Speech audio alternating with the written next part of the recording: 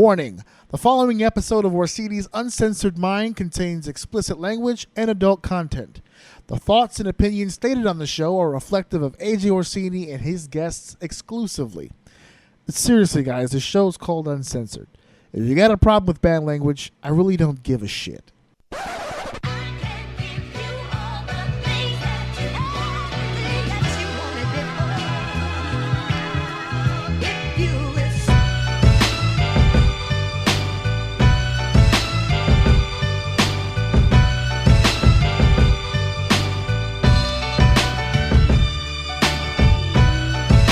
Welcome to Orsini's Uncensored Mind, and now your host, AJ Orsini. How the hell is everybody out there? This is your boy, your main man, your soul brother from another mother. This is your host of Orsini's Uncensored Mind. This is AJ Orsini, and I don't know if you can tell. I don't know if you can listen to it right now, but the audio quality of this show has changed. That's right. Your boy's invested in some brand new equipment, still tinkering with it a little bit. Matter of fact, going to adjust a smidge to the left. Yes, absolutely. This is your boy AJ Orsini. I am bequeathing onto you episode 57, and I have been dabbling with some names here. We just had last week our 1-year anniversary spectacular. I was live on mesnradio.com. Please continue to pay attention to that website. A lot of cool things happening in the podcast/sports world over at MESN Radio. And we were live last week, and we had a great turnout. A lot of calls, a lot of people interacting with the show, a lot of shares, a lot of downloads. The night after, I put the show up on Podbean for you guys to enjoy, and you guys definitely showed out and enjoyed. You guys definitely sent some positive feedback my way, and got a chance to. A lot of people, I guess because it was the 6 o'clock thing, a lot of people who normally listen to the show did not get a chance to listen to it live. Apparently, I've got a lot of people who listen to this show on their own time, which is fine with me. I love it. If you cannot catch the show live, you're not hurting my feelings. What hurts my feelings is when you don't listen at all. When you don't listen at all, it hurts my feelings. But I'm happy to say there are a lot of people who have been listening to the show. So once again, thank you guys for that. But I've been dabbling with names because this episode 57, will now be the beginning of year 2 or season 2. That's what I've been dabbling with here. When I first originally decided to do the podcast, I was not intending to do weekly for the whole year. As a matter of fact, the original plan was I was going to do seasons. I was going to do installments. I was going to go, beginning of August, so build up to SummerSlam all the way to WrestleMania weekend, take the break, and then I was going to figure it out from there and just do it in installments because I just didn't think I would have the time nor the interest of doing a weekly episodic, as the WWE says all the time, weekly episodic podcast. But that has changed over time. Clearly, I have fallen completely in love with this job, so I will continue to do it for as long as I am physically able and for as long as there is a general interest in me doing it. Like I said last week, I was on mesnradio.com. A lot of people were still having some trouble with the live stream with that, my wife included. She did not get a chance to hear the show live. She ended up listening to the show separately, so I know for a fact there were some people who were having some issues with the website.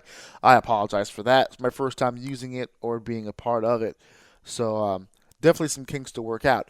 I did not know. There were a lot of things happening that day that I didn't get a chance to address. Everything was such a hurricane that day. I leave my job at 3 o'clock, and the place that I was going to was Hasbrook Heights in New Jersey, which is not exactly a path train away from where I am, which is the city. I live in Brooklyn, and it wasn't exactly a hop, jump, and a skip. It took a while to get there. I had to take a train from about midway Brooklyn to Port Authority, catch a bus from Port Authority into Jersey a certain amount of way, and then I had to get out and take a second bus. So it was a train and 2 buses to get to the studio location. which was worthy for me. I was cool with the idea of doing it because I knew when I got there I was going to get a chance to do some really cool shit and be a part of something awesome, and which I was. It was totally worth it. But it was a pain in the ass to get there, and what made everything worse is it was fucking pouring rain the entire fucking time. And for those of you who are listening to the sound of my voice, if you've never been to New York City during either a snowy or a rainy fucking day, it makes hell a whole lot worse. It's already hell to travel in this godforsaken hellhole of a fucking city. But when it rains, there is a level, just a film of mild retardation that happens to people behind the wheel of a vehicle when it rains here. And they all of a sudden lose the ability to operate a motor vehicle responsibly and or cautiously, and it just causes all kinds of mayhem. So what should have been, according to my GPS when I started the trip, a 90-minute process, it turned into a 2-hour and change episode here.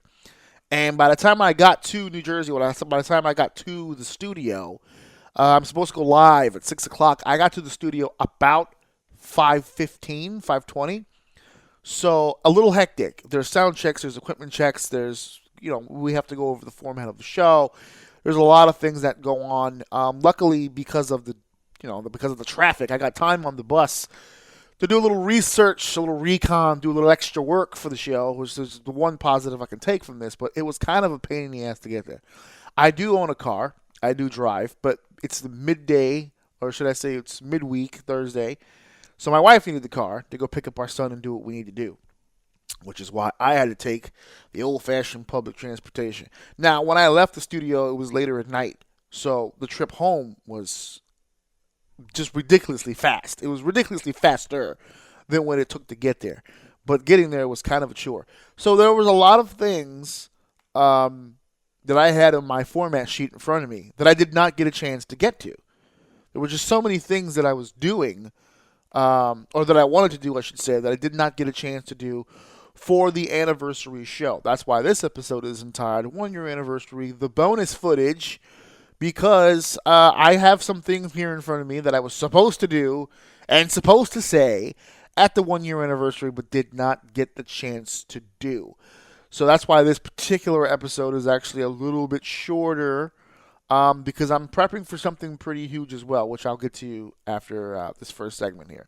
I'll explain what's coming up, because it's coming up this week. I have an announcement to make for this coming episode, and it's pretty big. It's pretty huge. So I'm going to leave it at that, and I'll get to that later. But right now, let's get into some of this bonus footage, some of this bonus stuff. So once again, I want to take the time to thank you guys for tuning in to that episode, the live episode. It was a ton of fun to do. Ton of fun. I said it on the show that there was a little bit of nerves. There was no nerves for the actual show. I don't get nervous before I perform. I don't get nervous before I have to speak in front of people or to do a podcast or whatever the case may be. I'm a very sociable person, like extremely. So I never get nervous for those things. I was just nervous that people would take the information, because I knew there were going to be a lot of people listening to my show for the first time. And I just want them to get a good impression of the show, so I put a little pressure on myself to really come out there and seem very personable and interesting and do a bunch of different things. That's why we had the raffle. That's why we had the ticket giveaway. That's why we had segments and phone calls. I mean, it was a pretty hectic episode, considering what goes into a normal episode. It was definitely 2 or 3 times more work than all the other ones, but totally worth it. I got an episode out of it that I can share that I'm super proud of. Apologies again for those of you who listened on Podbean and didn't get a chance to catch the live feed. During the conversion, there was a little bit of an issue at the beginning of that file. You guys missed maybe like the first 2 or 3 minutes. It was just an opening stuff. But that's pretty what you guys got on Podbean was pretty much the episode. So I wanted to apologize because it's the one episode that doesn't have the proper intro to it. So just want to let you people know I did not skimp on the intro. It got cut off in the conversion, and there was really not much we can do. But we made chicken salad out of that chicken shit, my friend, and we got ourselves a nice little episode out of it. So let's get this stuff out of the way, the bonus footage stuff. First and foremost, there were a lot of people who are a part of the process for this show and for myself personally in my career, and my life as a person generally, that I did not get a chance to discuss and thank. Obviously, there's the obvious ones. Obviously, Stephen James got a huge thank you on the show for not only being a part of the live podcast and getting me the venue in which to accomplish my dream there, but he's pretty much been a part of the process since the beginning. As a matter of fact, even after the live spectacular, um, there was a discussion between me and him where he helped me once again with the equipment you're listening to me from right now. Um, so he's a huge part of that, and I did thank him on the show, and I did thank my family, my wife, my mom, my brother, my two sisters. They're a huge part of literally everything that I do. So I did get a chance to thank them. As a matter of fact, my brother and one of my sisters called into the show, so it was definitely that was pretty cool. Getting your family to call in for your show. That's something that you just can't buy that shit, folks. I don't know how many times you invite people to shows and family just never seems to really come through for you, but I've never had that issue. Never had that issue. My family has always been there for me, and I've always tried to be there for them, and it's a very tight knit group. Very tight knit group. So very happy, very proud of that. But those are people that I did get a chance to thank.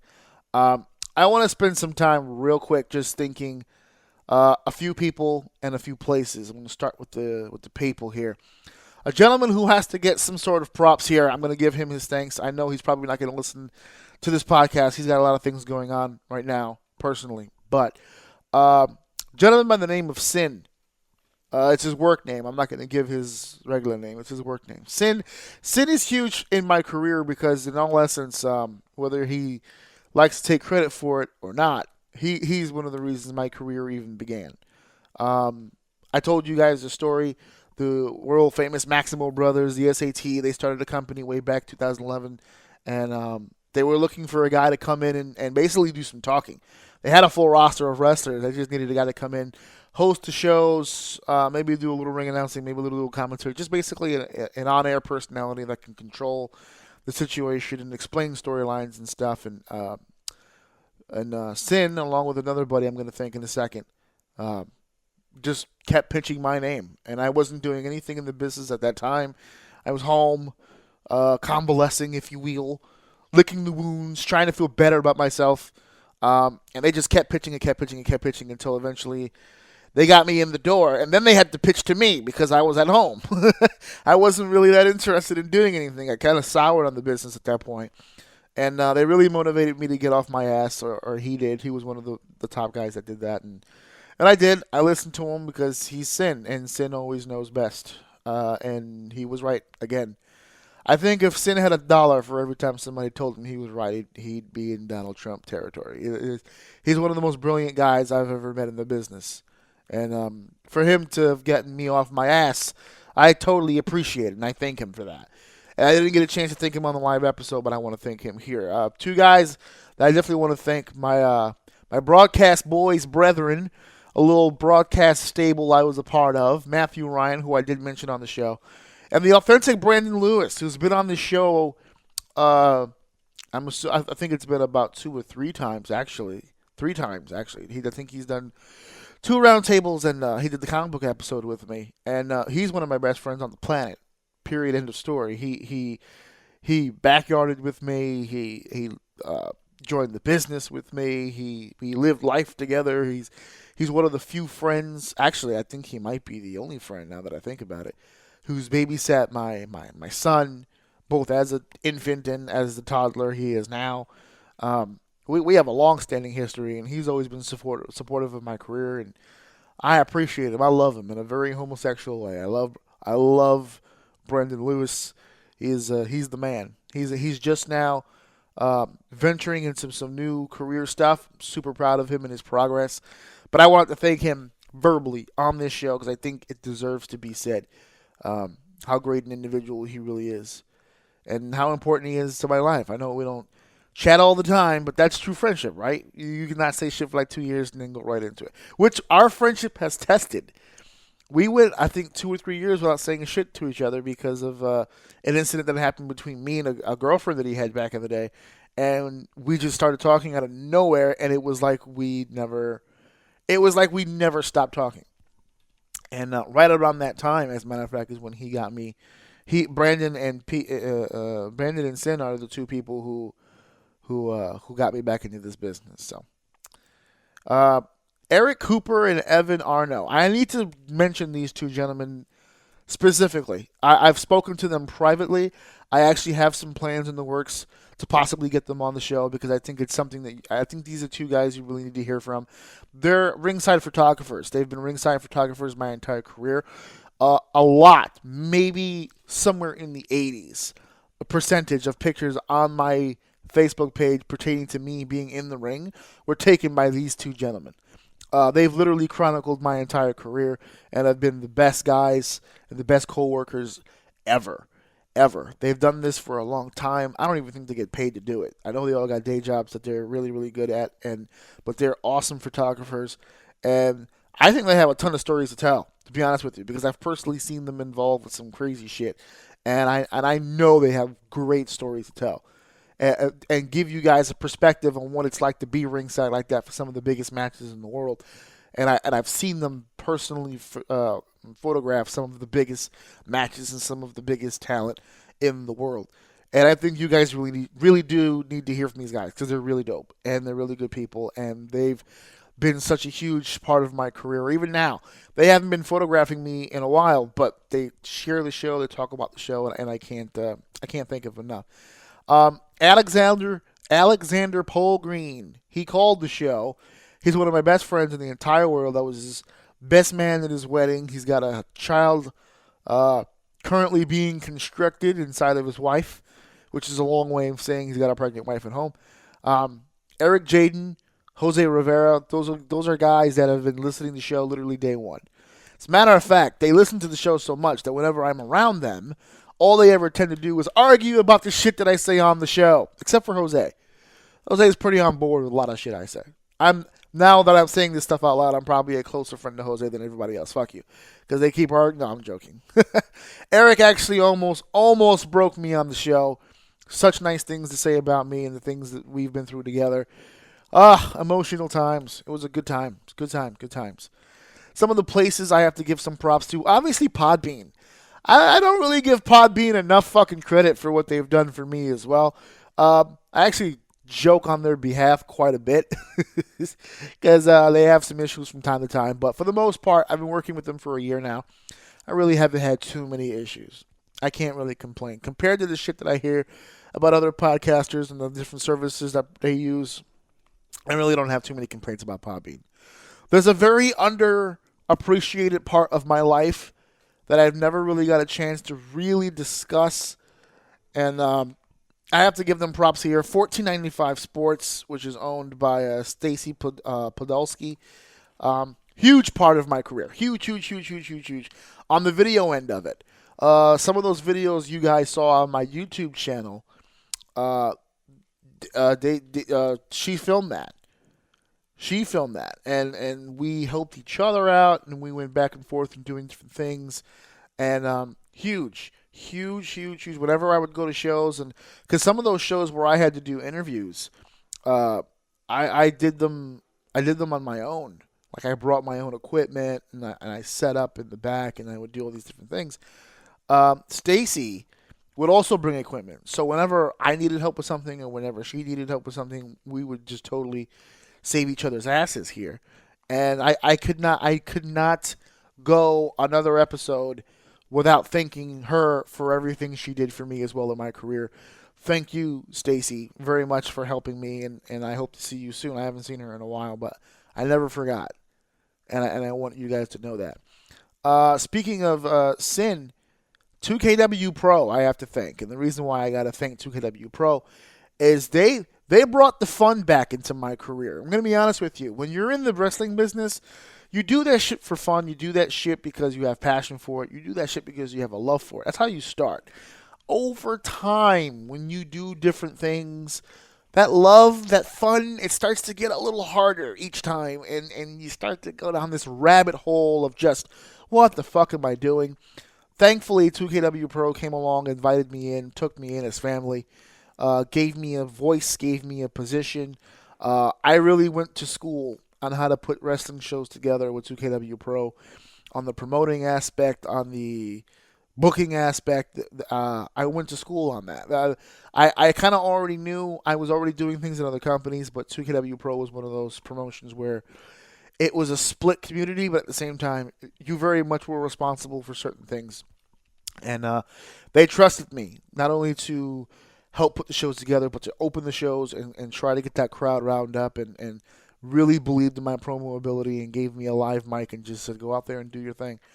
And I couldn't be happier about the time that I spent there. It wasn't as long as I would have liked, and I think 2KW Pro as a whole not only had potential, but to be honest with you, still has the potential to do something. Um, but that's a bridge we'll cross later down the line, and that door to me is not closed, and it will never be closed. So we'll see about that. But I definitely wanted to thank Sin and all the talent that I intervened and worked with at 2KW Pro, and thank them for giving me the passion back to do this. Another company that did that, PWA, Pro Wrestling Academy, I cannot say enough. If 2KW was my home, PWA was like my summer home in the Catskills. It's like I had more fun than work at PWA. That family that I worked with Kara and Josef von Schmidt and the NPCs and Hippy Dippy and all of the great talent that I worked with over there. I miss those guys very much. My folks out in Connecticut. As a matter of fact, this also PWA is going to come back a little later in the show here. I'm going to be talking about that just a little bit with my announcement. One other person I have to thank, and this is the last person. There are more people I have to thank, but I don't want to do this whole episode. El Toro's blogs, Steven Toro. I have to thank him huge because he pushed the 1 year anniversary super hard. And I wanted to thank him on the show, but there were so many things happening with the call-ins, especially toward the end of the show. I was waiting to do my thank yous at the end of the show, and there was just so many. There was call-ins, and there was topics and things to discuss. There were so many things, so I didn't get the chance. But Steven, if you're listening, thank you so much for everything you did for me, not just with the 1 year anniversary special, but you've done things for me in the past as well. I know you give me credit for some things and helping you out. A lot of people tend to, and that's cool because I enjoy helping people out, but you were a huge deal on my end as well, and getting people to talk about the show and getting people to tune in. Thank you. From the bottom of my heart, thank you. And thank everybody who was a part of this process. Our 3 shirt winners, thank you for participating. And for those of you who did not win the raffle, thank you for participating as well. Thank you. Thank you. I've already been on and on about this too much, but I just wanted to thank you guys and let you guys know that I did not forget you. I know it didn't happen on the live episode, but I did not forget you guys at all. So thank you guys for that. And that's your bonus footage. Let's get into the actual episode stuff. I'm actually a little behind on time here. Let's get a little bit into the actual topics, the actual shows. Two big things happened in my life here over the course of the past week that are not wrestling related. They're both movie related. As a matter of fact, they're both comic. Well, not movie. One of them's a show, and one of them's a movie. They're both comic book related, however. So I was asked before the live show if I had seen Venom yet, and I had not at the time. I have now. We're going to talk about that just a little bit. Same thing with the news that Iron Fist has been canceled from the Netflix series. Okay, one I'm happy about. One I'm super happy about. Let's give you a minute to see which one I'm actually at with that. One I'm super happy about. One I'm kind of regularly happy about. Well, I'll tell you this. I'm happy about Venom.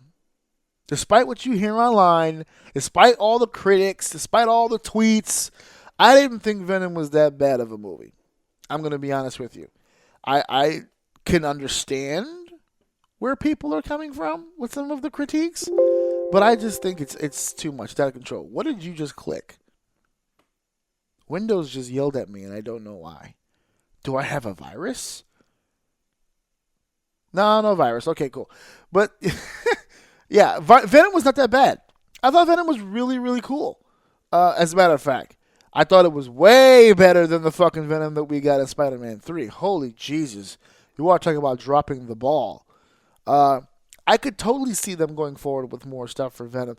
I thought the one thing that I liked is the one thing that I hated about the Venom character, the way they did it. I liked the way he looked. I liked when he was in full Venom mode, all tall and ripped up and all that stuff. I liked all that stuff. The powers, everything they displayed, I thought it was good. My problem with the character is like I can't really think of many characters that he's going to face that's going to have a pretty even shot of beating him. He seemed pretty OD. He seemed like a pretty unstoppable force there, which I know goes to the Venom character from the comics. He's pretty badass in the comics, but I'm like, he's seemingly really badass here. The host is actually the only thing that kind of weakens a little bit when you think about it. And Tom Hardy, I think, did a great job here. I get the criticisms because a lot of the criticism you hear is story-wise. Oh, what a shitty story that combines so many different things. They didn't give it a chance to breathe, and then there were times that it took too long to get started. I get that. I get it. I do. Those are valid criticisms. I enjoyed the film, and I think if you're listening to the sound of my voice right now and you're trying to get my opinion on whether or not you should see it, I think you should see it. At least I think it's worthy of a shot. If it was complete and utter trash, I'm going to be honest with you, I would say so. I just don't think it's complete and utter trash. I think it's a fun movie for what it was. It's fun for what it was. You go in there, you enjoy the movie, and you just follow the ride and see what happens. I'm not a big Michelle Williams fan, so you can get what you can get. You're good with your bad, I guess. I know that people say that she's this great actress, and I don't doubt her skill, but I'm not a fan of her work. And that would leads me to the other side of it. I am definitely not a fan of Finn Jones. Nope. You are the reason, sir. You're the reason this show got canceled. And I don't want to hear the bullshit. It wasn't Finn. It was the writing. Listen, the writing staff that wrote for the Danny character wrote for all the other characters as well, and they were just fine, in my opinion. Ward, I thought, had a really good arc with everything that's been going on. Joy, I think, was coming off as a pretty good character. Very complex character for Joy. A little forwards, a little backwards, a little heel, a little baby face. She was kind of all over the map. Obviously, a big on Colleen wig. Misty's inclusion is a little much at this point, but, it still didn't hinder what was going on. Finn is the fucking problem. The dude playing Danny is trash.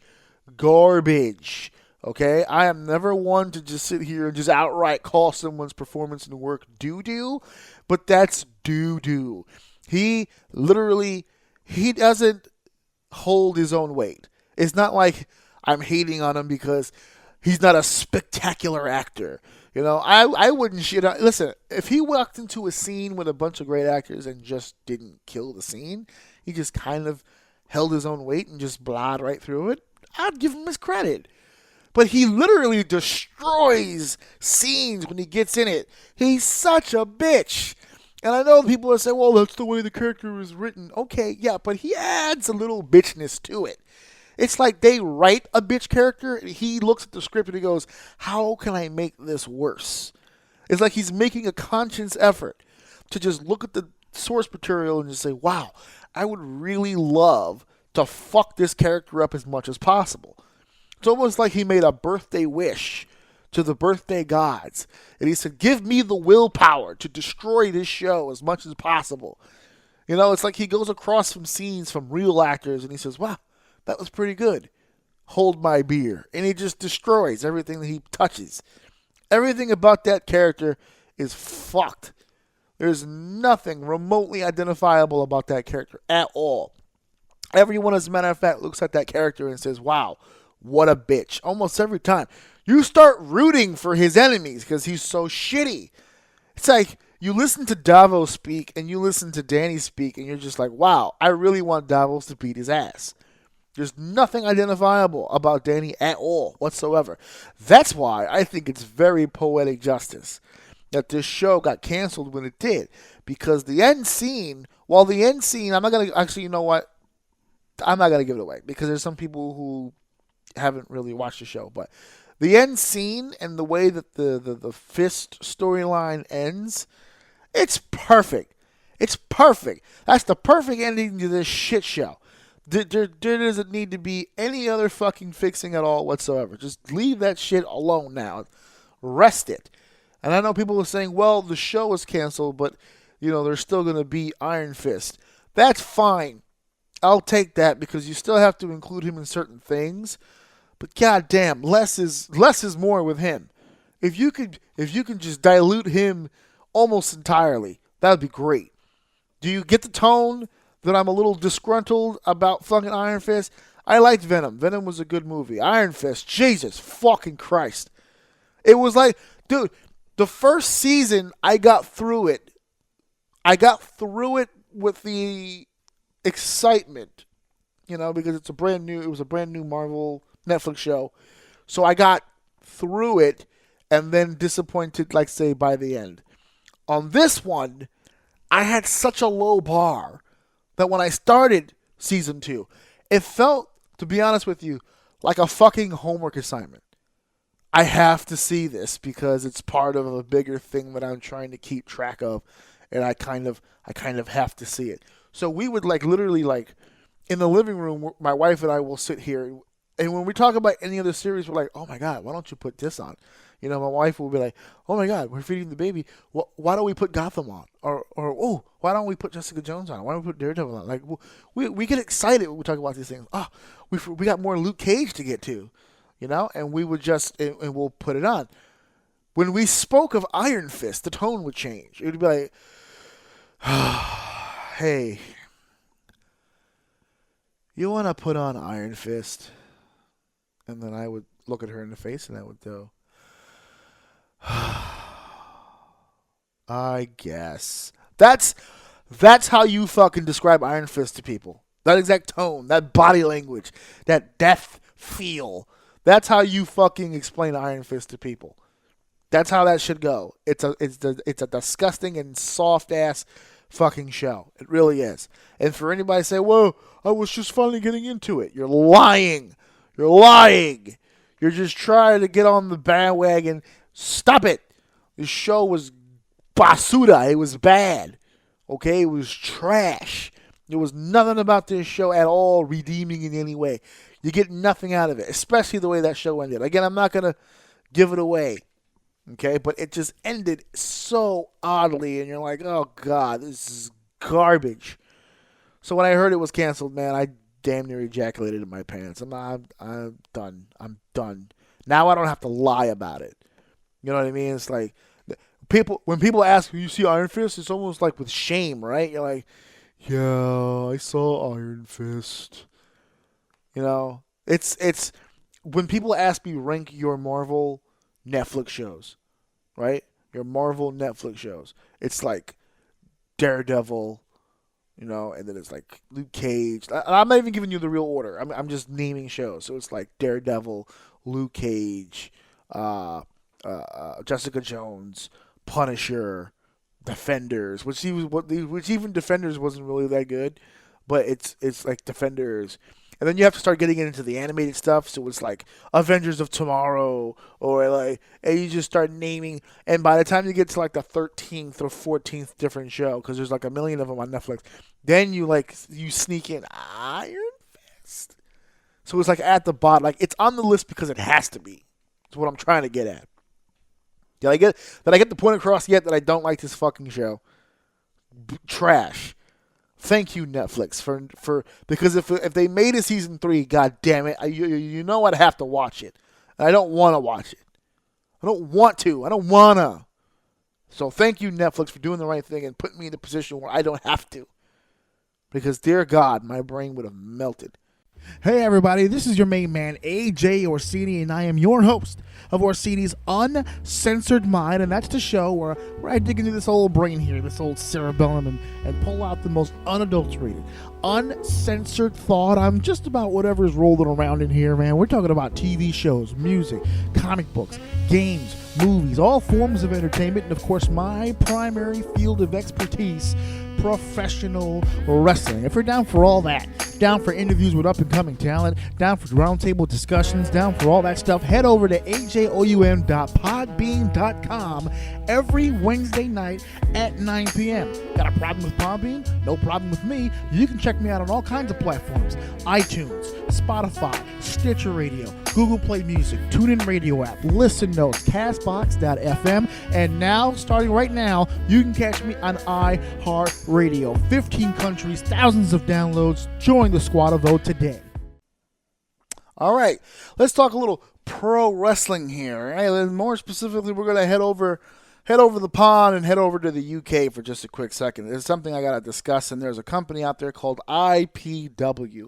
That is International Pro Wrestling. And for those of you who follow pro wrestling very closely, there's a lot of companies out in the UK right now that are doing big business. It's kind of a hotbed right now.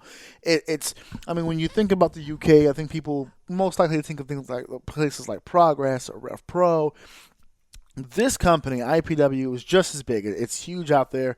I believe this was Drew McIntyre's main promotion when he was out there. They've had a lot of great guys go through there: Daniel Bryan, Kevin Owens, Samoa Joe. I mean, they've got their own legends that come out of there: Johnny Storm, Jody Fleisch, Doug Williams, Robbie Brookside, yada yada yada. There's so many different ranges of talent that have come out of there. They're like a great promotion out there in the UK. And the reason why I'm bringing them up is because they're headed here. They're headed to New York City. They're headed here for WrestleMania weekend. That is April of 2019. And they are going to be here doing their thing, plying their trade. So if you've never had a chance to see this company live, this is your chance here in the States. There's their North American debut. I know New York, it gets a lot of these shows. People usually tend to make their debuts here in New York. Selfishly, I live here, so I'm always going to root for that. But for those of you who live at least within driving distance, this might be a show you might be interested in coming to see. IPW was making a North American debut here in New York City, and they're not doing it in the city. They're not doing it in the Bronx. They're not doing it in Brooklyn. They're doing it in Queens. And another reason, selfishly, why I'm so into this show is who they'll be working with. Everyone here knows I have a history with the top promotion here in New York, House of Glory. I worked for them for many, many years. And House of Glory is very much heavily involved in this process. I couldn't be happier for all of them. I always come here and tell everybody how proud I am of the progress, and no pun intended, the evolution that House of Glory, no pun intended, the the moves and the success of House of Glory. How about that? I've always been proud of them and everything that they've done over there. And they're doing some big things. And now with IPW coming, they're going to be coming into House of Glory's usual building, Club Amazura, or the NYC Arena over in Jamaica, Queens. You're going to get a chance to see this WrestleMania weekend.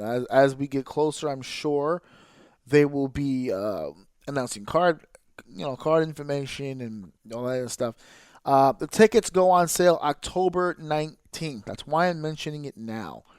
So you guys get a head start. This is me helping you, okay? October 19th, which is this Friday, you can go to ipwuk.com and check out ticket information for that event. It's the first ever event IPW is doing here in New York, in correlation with a lot of different people here in New York. But they're going to be putting on a performance for you guys. You guys are going to want to check this out. I know I don't do a whole lot of indie stuff or international wrestling stuff on here on the show. That's changing coming up. I'm going to be doing a lot more research on this stuff and bringing you guys some information, especially ones that is pertinent to your everyday. I know I have some listeners out in the UK, and if you feel the need, please chime in here and let these Americans know all about IPW. I can sit here and read off of a website.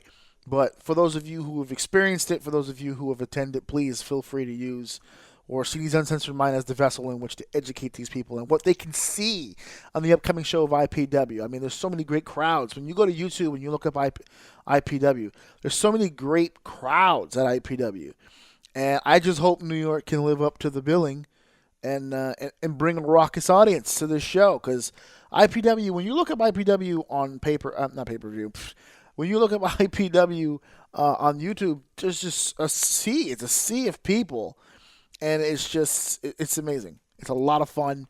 They have a lot of fun talent.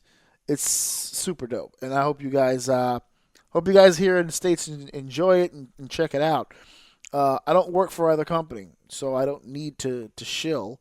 I just thought it was a good opportunity to see some good old fashioned wrestling. Nothing wrong with that, right? So I just wanted to bring that information to you. IPW coming to NYC. Head over to IPWUK.com this Friday, October 19th, to get your ticket information and find out all you need to know to be there. That is international pro wrestling. Let's get back to a little domestic stuff because there's a lot of shit going on here too. That all hit pretty much after the live situation. There was one topic that I wanted to touch on the live show that I did not get a chance to touch, and then I put it on the docket to talk about here when I realized also not a good idea. So I mentioned earlier something about an announcement. The announcement is for next week's episode, episode 58. All right, episode 58. It feels like I've been in the 50s for a while. I guess because so much has been going on in my personal life. It just I'm not gonna say it's dragging, but man, because I believe my next celebration will be the 100th episode, which is going to be happen before I hit 2 years. So I'm trying to. I like celebratory thing. I like milestones. I like that stuff. But there was something I was going to discuss, and I decided to keep it under the radar there until I can figure out when I can get a chance to discuss it. And I've got the urge to do it now because it's really fucking bubbling. But I'm not. What I'm going to do is going to hold off because I have a special announcement for next week, episode 58. We're going to do something different on this show, something that many shows do not do. And there's for good reason, because many shows don't either have the interest, which is a shame, or don't think it would work. I think it would work because I trust the people involved. So I'm going to be doing something very, very different. Next week, Orsini's Uncensored Mind will be Ladies' Night. That's right. Next week, episode 58, we're going to talk women's wrestling because what's going to happen is October 28th is the Women's Evolution pay-per-view. I've been talking about it on the show for a few weeks now. I've probably talked about it more than WWE has, which is something we'll discuss. And so next week is October 24th. It'll be the Wednesday before Evolution. So episode 58 will be an Evolution round table. It'll be a round table discussion. It'll be a bunch of performers currently in the business discussing women's wrestling, where it's come, where it's going, all that good stuff. And that will be released on the 24th. Leading up to the Evolution pay-per-view. So it's going to be Ladies' Night on Orsini's Uncensored Mind. I'm super excited about that possibility. I've already had one female wrestler on my show. I've actually had two. Ivy Roman from The GOAT. And I've had one-on-one interview with Ariella Nix, which did really well. You guys really seemed to like her. So I got on the horn. Ariella will be back for that roundtable discussion. I cannot wait. She's got some things going on, not only in her career, but if I'm not mistaken, also involved with that show, Evolution. Maybe. We'll see. Because I tried to make a few phone calls the last time she was here, so maybe we can talk about that and see what's going on. We also have some other guests coming on the show. I don't want to say name names, like I already name dropped Ariella, but I always I don't want to jinx it. I always keep the names to myself until I'm sure that they're here. But I trust the other guest that I have coming, and her name is Kara Scarfo. And the reason why I'm bringing Kara in for this roundtable discussion is she has a unique perspective on the business, being a female booker and promoter. There aren't many of them, and if you take that small group as it is, there aren't many good ones. So it makes the group even smaller. So she's a rare breed, and she's got some insight. She's got some experiences, man. I'm telling you guys, you're going to want to hear. So I'm trying to hit the women's evolution from all angles. Okay, a female wrestler, a female promoter, and I'm trying to go into a different direction with that as well. So there's a lot of different moving parts with that. Still kind of in the larval stage. I have about a little less than a week to get that together. But that's the plan for the next episode. That's the announcement for that. It's going to be a ton of fun. A ton of fun. We're going to talk about a lot of stuff. And you guys are going to get an education, I'm sure. You guys are going to get an education really quick on what it's really like to be in this business as a female. So if you've got sisters and nieces and you've got students, female students who are coming in to try and become a professional wrestler, this is the episode for them. And they're going to get a crash course in what it's like to be a woman in the wrestling industry. So I'm super excited about that, and I'm super excited to bring that to you. So stay tuned for that, episode 58. I'm trying to get this thing working over here because I got something on my chest, and I think it's about that time. So let's really get into this, and let's really hash this shit out, okay, guys? And now back to Action News 5. Our top story tonight. Ladies and gentlemen, can I please have your attention? I've just been handed an urgent and horrifying news story. That's right. We are going to get into our top news segment. I told you guys this was going to be a short episode, man, because there's a lot of stuff I got to get to. A lot of stuff I got to do. A lot of stuff I'm prepping. But we're going to get right into the top news story. And this top news story right now entails me getting into my feelings. So you're going to need to bear with me on this, because this is going to be a very difficult and a very long process. And by long, I mean at least 15 minutes here, because I don't have much time. But it's going to be a long process. You ready for this? We're going to talk morality. You ready? Follow me here on this bouncing ball. Let's talk morality. Do you know what morality is? I'm not here to preach to you. But do you know what morality is? Okay, I'm going to help you out with this. This is, okay, Uncle Orsini is going to help you through this. We're going to have the conversation. Okay, morality. Principles concerning the distinction between right and wrong, or good and bad behavior. That is the definition of morality. I say again, principles concerning the distinction between right and wrong, or good and bad behavior. That is what morality is. Okay? Now, why am I bringing up morality? Because it seems like people overall get to pick and choose when they when they should follow the moral compass in their bodies. Some people hold others to very high esteem, and some hold to very low esteem. There are some people you can trust will make this distinction between right and wrong, and there are those who don't. These differ in everyone, folks. And I know I sound like I'm being very general right now. And yeah, there's some truth to that. I'm being very general right now. But if you're looking for specifics, then look no further than our situation with the WWE in Saudi Arabia. That's right, the WWE in Saudi Arabia. You're looking at the definition one more time. Principles concerning the distinction between right and wrong, or good and bad behavior.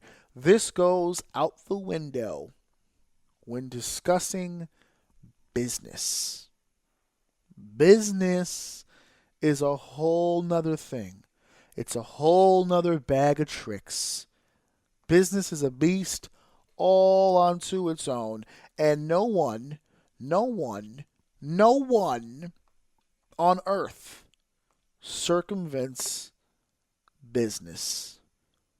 The practice of making one's living by engaging in commerce. Business. a person's regular occupation, profession, or trade. These two very rarely mix, business and morality. If you're the kind of person of high morale, you hold yourself in high esteem, you hold yourself to a certain standard, more often than not, 9 times out of 10, you're a shitty businessman. If you're a great businessman, you make a ton of money, you make everybody around you rich, 9 times out of 10, you're very low in morality. I don't make the rules, folks. I'm just telling you what it is. I'm 35 years old. I've been working full time since the age of 13. That's 22 years of work experience. I've worked in every possible field you can think of. I've done lawn maintenance. I've done construction stuff. I've done security. I've worked in banks. I've done data entry jobs. I've done computer tech. I've done it all. Entertainment business. I've done it all. And all of them have one lowest common denominator. Good business usually tends to follow after low morale. That is a basic fact of life. Businessmen, this is why businessmen or entrepreneurs, either one, who try to keep a morale high, a high moral base to their company, usually tend to keep it slim. It's like the doctor whose whole idea of healthcare is so poisoned, so distraught, so toxic that they end up splitting from a hospital or splitting from a clinic and starting their own practice. It's the same way that a guy who went through the drudgery and the mud and the muck as a lawyer leaves the firm and starts his own practice, to like Matt Murdock and Daredevil. They're doing their own thing on the side, trying to help the little guy. When you have high morale, you're usually in a spot all to yourself, because big business, people who make the money, they don't have that little piece of them inside that says this is a wrong thing, this is a bad thing. To be a successful businessman, you have to have something in you that says, I don't care what happens. I don't care what the parameters are. I don't care what the situation is, personally or professionally. The goal as a businessman is to make money. That's it. The one with the most toys win, as George Carlin used to say. That's how this works. So things like keeping an eye out for the wrong things or the good things, those things do not exist in the business world. So when WWE, which is a publicly traded company, which is the leader in a $1 billion industry, makes a business deal with a country like Saudi Arabia, and they make that deal a 10-year contract. 10 years. Several shows. When they go to Saudi Arabia and bring the replica belt and take pictures with the prince of Saudi Arabia, they shake hands. Those bloody, bloody hands of the leaders over in Saudi Arabia. And then they go and they put on the show. The first one being the Greatest Royal Rumble. And they share the video packages. And they spew the propaganda when they say how progressive a city Saudi Arabia is. How beautiful a city it is, how great a tourist attraction it is. When they section off a section of floor seats just for the royal family to come and see the show live. They have already exhibited to you. They don't give a shit what happens in Saudi Arabia. Now, for those of you who haven't been paying attention, there was a journalist recently who was murdered in Saudi Arabia. They took a bone saw to him and took their time. Now there's news reports coming out that we might have had it wrong all along because he was killed in Turkey. So they're saying, well, Saudi Arabian government may not have had a role in blah, blah, blah, blah, blah, blah, blah, blah, blah. It's all garbage. It's all nonsense. This story's been going on since the beginning of time. A gentleman knew too much. He needed to be made quiet. They silenced him. Endo story. That's it. Now, there are people online who will have you believe that based on the death of this individual, that a billion-dollar company like the WWE not only has the moral obligation, but a fiscally business responsibility to cease all business relations with a company like this. But I just told you, the business relationship was founded on this garbage. This didn't just start. Random killings in Saudi Arabia, this isn't new. It wasn't new when WWE signed the contract to begin with. It wasn't new when the President of the United States began its working relationship with Saudi Arabia, not just ours, but the one before him, and the one before him, and the one before that, and the one before that. We're not talking about months. We're not talking about years. We're talking about decades of cooperation, not just through business, but through government with the country of Saudi Arabia. These killings, these civil rights that are being impeded every day, the treating of women being stoned and beaten in the streets, clinical surgeries, clits being removed, children being taught for war and given AK-47s to patrol the streets, suicide bombings, you name it. They wrote the book on this shit. Countries like Iraq and Iran and all those Middle Eastern countries that go back and forth and fight each other over and over and over. Not a fucking thing new about it. It's a matter of fact, it's an old rerun from a long time ago. And it never stopped business then. It didn't stop it for the WWE when they went to Kuwait back in the 90s. It didn't stop commerce here from publicly trading with that country. It didn't stop oil exchange. The deaths in Saudi Arabia stop nothing. And these civil rights people standing up for the person who died in Saudi Arabia now, you're not the first ones to have this battle. I'm not going to sit here and say that the previous deaths went uncontested. There were people who stood up. There were people who held our government responsible and put them on the hook for this. You did this, U.S. government. You did this. You should be held responsible for this. And to their credit, there have been a few occasions where the U.S. government stepped up and said, yeah, we are responsible. Shrugged and went about their fucking business. Because at the end of the day, nobody gives a fuck. That's why I can confidently go on social media and all I type is, they're not canceling this show. Well, the senators are going to step in. They're not canceling this show. Well, if they ban the visas from the... They're not canceling this show. Who's banning visas? The government? Who runs the government? That's right, the people who work with Saudi Arabia. They're not canceling the show. Big business does not have high morality. It does not exist. None.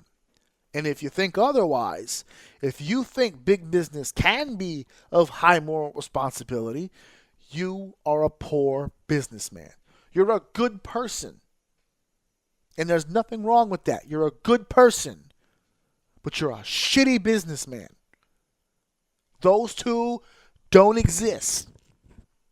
You cannot be both.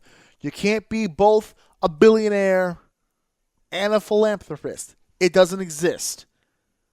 I know there's billionaires out there who give away money to charity. That's just to shut people up and to keep the flow of positive press coming in. No billionaire wants to part with free money. None. They don't even see it as donations. They see it as investments in their own PR so they can keep making money because they have the good faith of the people. That's what that is. That's not morality. That's not responsibility. That's obligation. Those are different.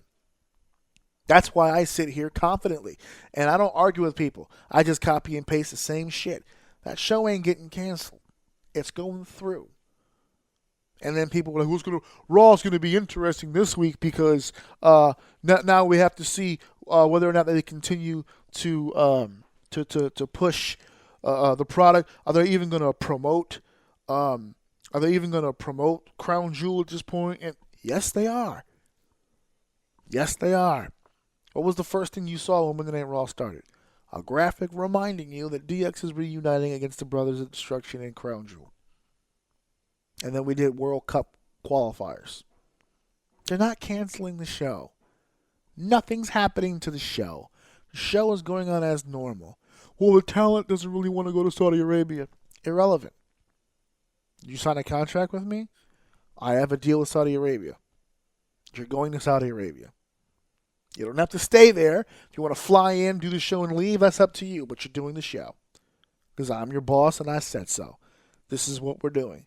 If you don't agree with the politics of it, then take your political, unemployed ass out of here. It's unfortunate. It really is. But that's life.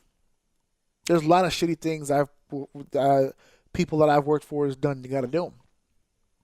If not, if you choose not to, if your morality is forcing you from completing this task that's asked of you, I salute you. High morality makes you a great person. That's the type of shit you can't buy. A person who knows it's the wrong thing and refuses to do it, I salute you. I really do. I'm not even insulting you. I think it's a good thing. But it's a bad business decision. Bad one. And the WWE is not in the business of making bad business decisions. So, show's going on.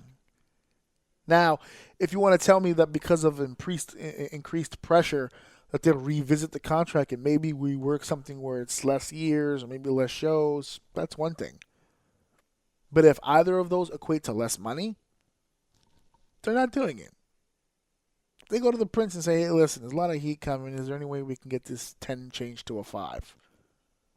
Even if the Prince agrees. Oh, yeah, sure, we'll drop it down to 5. That's half, right? Okay, so you get half the money. They're not going to agree to that. Why? Bad business. You already have a deal inked for X amount of dollars. It's the most money you're going to get from them. Not only is it great money, it's money from a market nobody else is getting money from because everyone else is being too proud.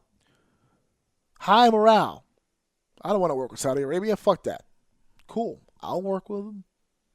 I'll take all that money to myself. And then I'll come back home into that market and I'll make money there too. You don't become a multi-billion-dollar business by sitting around and wondering if these people are good people or not. You make billions of dollars by sitting around wondering who are the money makers and how do I get to them. That's how that goes. So I wanted to have that conversation with people. It's involving a wrestling company, but it's not really a wrestling discussion.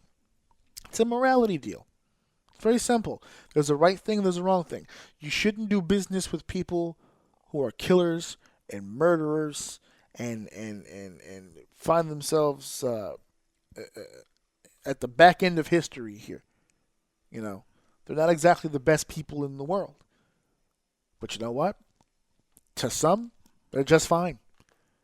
And to businessmen, they're way more than fine. They're very, very, very valuable assets. Because morality or no morality, they're in the business of making money. And Saudi Arabia's got a ton of that. That's what happens when you're one of the highest providers of one of the most valuable substances on the planet. It'll be like if T'Challa was a dickhead, but he had vibranium, right? So he's a dickhead, and he kills people, and he murders people, and he rules with an iron fist, but, you know, He's not that bad of a guy, right? He's got vibranium. He's cool. It's a very similar concept here. But he's got something I want, so smile, bitch. Dance, monkey. That's the way that it's going to always be, folks. Get on board with that. If you want to judge people on their business decisions, you got to get rid of that morality complex you got. Got to. So that's me setting the record straight on that. Those are my 2 cents. I'm telling you guys right now, this is why I speak so confidently on it. So thank you for listening. Thank you for downloading. Thank you for sharing. And, of course, thank you for enjoying. Next week, a ladies' night, all women's roundtable in celebration of evolution. So catch you next week with episode 58. At my house. Listen to my daddy so. Orsini is mine.